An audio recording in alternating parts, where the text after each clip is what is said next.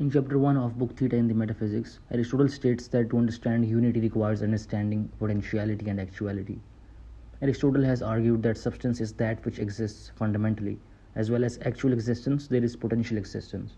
There are a variety of types of potentiality. Aristotle describes potentiality as a principle of change, also called a disposition. He gives the example of an oily thing having the disposition of being flammable. Oil has the disposition of easily burning. This potentiality exists even when it is not burning. Thus, readers can see how potentiality exists in contrast to how actuality exists.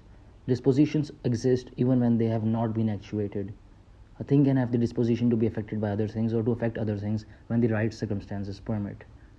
In chapter 2, Aristotle says that there are also rational and non rational types of potentiality.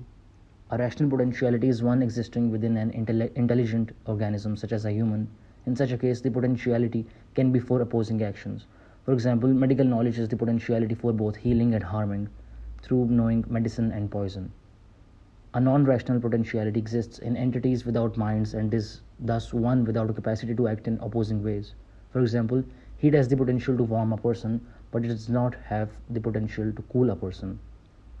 In chapter 3, Aristotle criticizes the view of the ancient Greek Megarian school of philosophy that considers potentiality not to be a type of being, in other words, that potentiality does not exist. Aristotle calls this idiocy.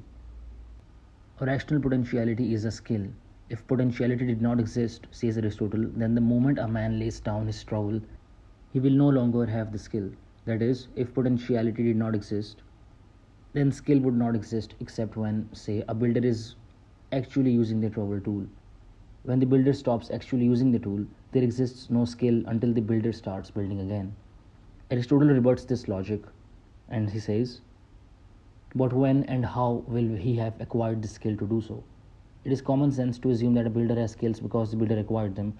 For the builder to no longer have the skill, the builder must have disacquired them. That scenario could happen in some cases, such as having forgotten a skill or having been injured, but generally, if someone has a skill, they have the potentiality to use it even when they are not presently using it. For Aristotle, denying the existence of unactuated potentiality leads to such absurdities.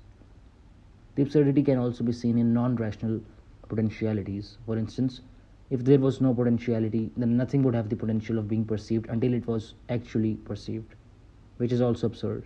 Aristotle expresses the idea by saying there will be nothing cold or hot or pleasant or perceptible at all unless something is currently observing it. Note that the word for the actualization of potentiality is entelechy.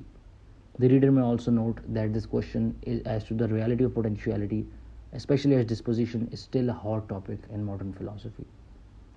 In chapter 5, Aristotle distinguishes natural from acquired potentiality. Certain potentialities, such as the potential for sight, are natural or inborn. As such, humankind has little control over them. Other potentialities are acquired, and these split further into two types: potentialities acquired by practice, such as flute playing or guitar playing, and potentialities acquired by reasoning, such as logic. Acquired potentialities are controlled by desire or reason. Chapter 6 and 7 elaborate on actuality and potentiality. Chapter 6 illustrates various kinds of actualities and potentialities, such as in processes and activities, and discusses an exception, which is the infinite or the void, which has being only in potentiality, not in actuality. Chapter 7 discusses three problems relating to actuality and potentiality in terms of obstacles, favorable circumstances, and substances that are indeterminate in that potential cannot be ascribed to them. In chapter 8, Aristotle stresses that although both actuality and potentiality exist, actuality is prior to potentiality in thought, time, and substance. In other words, it is not the potential that creates the actual, rather, the actual must exist first so as to produce the potential from it. That which is in actuality, Aristotle states, is produced from that which is in potentiality by the agency of something that is in actuality.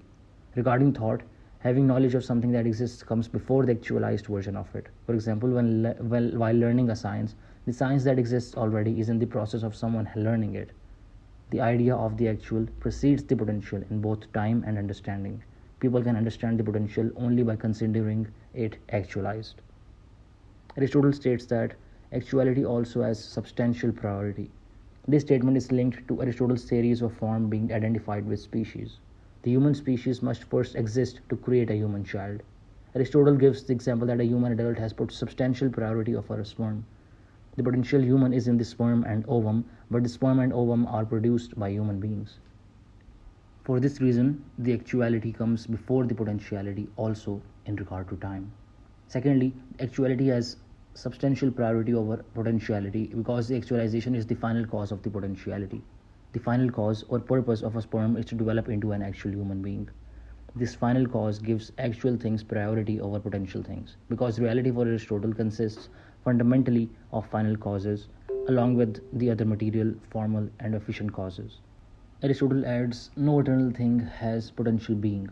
Eternal things for him include sensible, able to be sensed eternals, such as the sun, the stars, and the entirety of the heavens, as well as insensible eternals, such as God. Eternals do not have potentiality because they are in a constant state of actuality, having no potential to exist other than how they actually exist.